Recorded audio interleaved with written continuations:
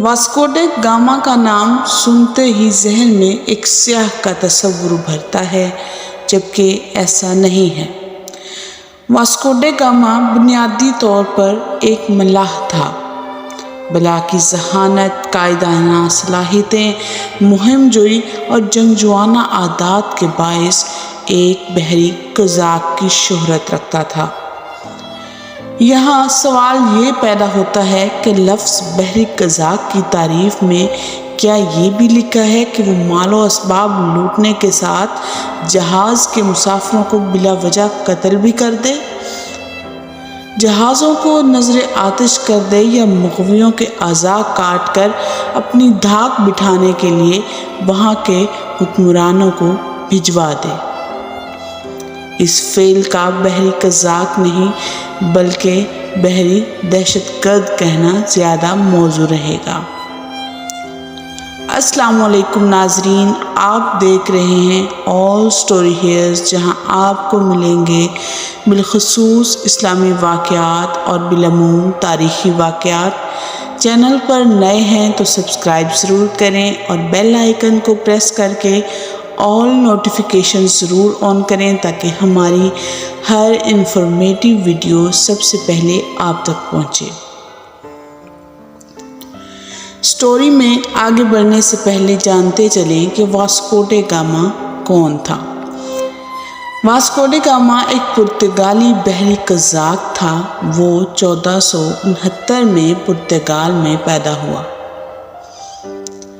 اور 1524 عیسوی میں کوچی یعنی ہندوستان میں فوت ہوا۔ یہ وہ زمانہ تھا جب یورپ میں اپنے ملک سے باہر ڈکیتی کو جائز تصور کیا جاتا تھا۔ 15ویں صدی میں یورپ میں مسالہ جات سونے کے بھاؤ بکتے تھے اور ان سب اشیاء کا گڑھ ہندوستان ہوا کرتا تھا۔ یورپی اقوام عام طور پر بحیرہ روم کے راستے اسکندریہ اور دیگر مشرقی بندرگاہوں پر پہنچتے تھے، جہاں زیادہ تر عرب تاجر یہ اشیاء خریدتے تھے۔ بحیرہ روم میں ترکوں کے طاقتور بحری بیڑے کے سبب یہ راستہ مغربی اقوام کے لیے پرخطر ہوتا چلا گیا، جس پر یورپ کے حکمرانوں نے ہندوستان کے براہ راست راستے کی تلاش کے بارے میں سنجیدگی سے کوششیں شروع کر دیں۔ یہ وہی زمانہ تھا جب اسپین کے کولمبس نے ترکوں سے بچتے بچتے امریکہ دریافت کر لیا تھا۔ چنانچہ پرتگالی حکمرانوں نے ایک تجربہ کار ملاح واسکو ڈے گاما کی صلاحیتوں کو بھانپتے ہوئے 4 جہاز دے کر ہندوستان کا سہل اور چھوٹا راستہ تلاش کرنے کی مہم پر روانہ کیا۔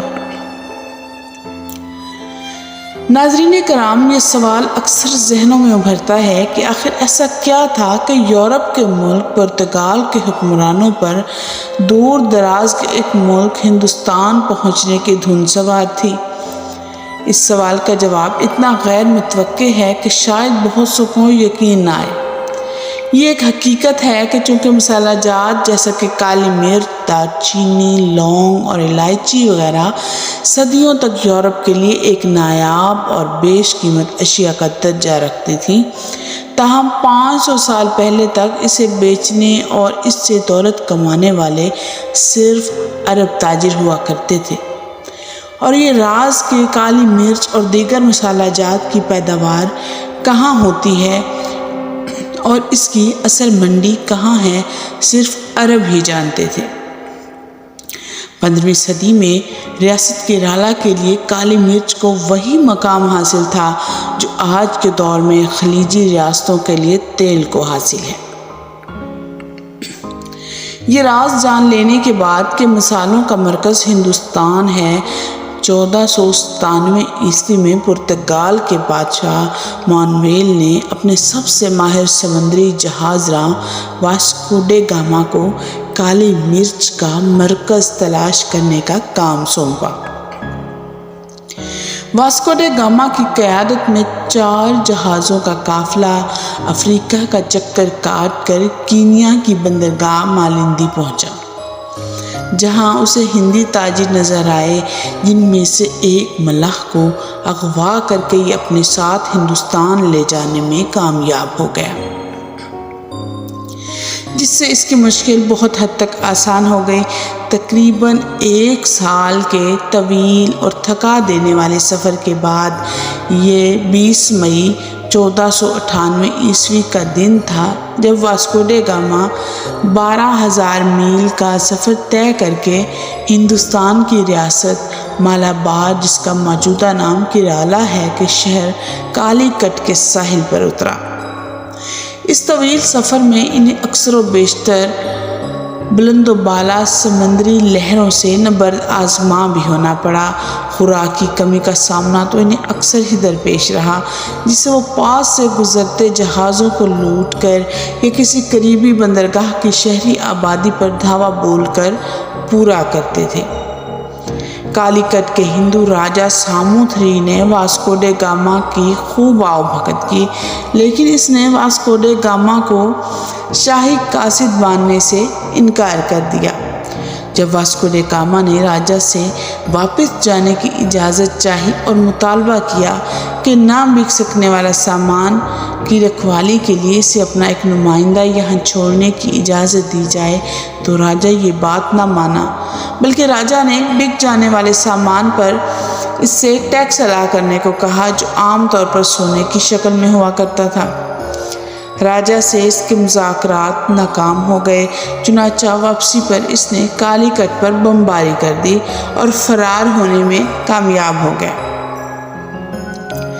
یہاں رہ کر وہ ہندوستانی سستے مصالحوں کا ایک ذخیرہ جمع کر چکا تھا، جسے وہ یورپ لے جا کر سونے کے بھاؤ بیچ کر خوب منافع کمانا چاہتا تھا۔ ہندوستان سے مصالحے اور دیگر سامان جو وہ اپنے ساتھ یورپ لے گیا تھا، وہ اس بحری مہم کے کل خرچے سے 60 گنا زیادہ مالیت کے تھے۔ واپسی پر مالندی ان کا پہلا پڑاؤ تھا، لیکن یہاں تک پہنچتے پہنچتے واسکو ڈے کے عملے کے نصف سے زیادہ لوگ زندگی کی بازی ہار چکے تھے۔ ایک جہاز طوفان کی شدت سے برباد ہو گیا تھا، عملے کی کمی پیدا ہو گئی، چنانچہ چاروں نچار واسکو ڈے کو ایک جہاز مالندی چھوڑنا پڑا۔ 10 جولائی 1499 عیسوی کو 28,000 کلومیٹر کا سفر طے کر کے وہ پرتگالی بیڑا لزبن واپس پہنچا۔ واسکو ڈے ہندوستان کے اپنے پہلے سفر کے دوران اس علاقے کے لوگوں کے بارے میں، یہاں کی روایات اور ہندوستان میں چھپے خزانوں کے بارے میں بہت حد تک آگاہی حاصل کر چکا تھا۔ اس مرتبہ وہ 15 جنگی جہازوں اور 800 فوجیوں کے بیڑے کے ساتھ آیا۔ راستے ہی میں کالی کٹ سے مکہ مکرمہ جاتے مسلمانوں کے ایک جہاز کو لوٹنے کے بعد آگ لگا دی۔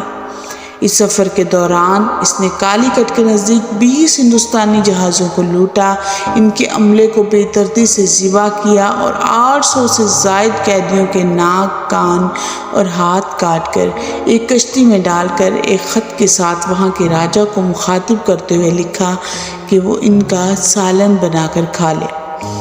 اس دفعہ واسکو ڈے کے تیور کچھ اور تھے، جسے کالی کٹ کے راجا نے بھانپتے ہوئے اپنا ایک ایلچی بات چیت کے لیے بھیجا، لیکن طاقت کے نشے سے سرشار واسکو ڈے نے ایلچی کے ہونٹ اور کان کاٹ کر اس کی جگہ کتے کے کان سلوا کر راجا کو بھجوا دیے۔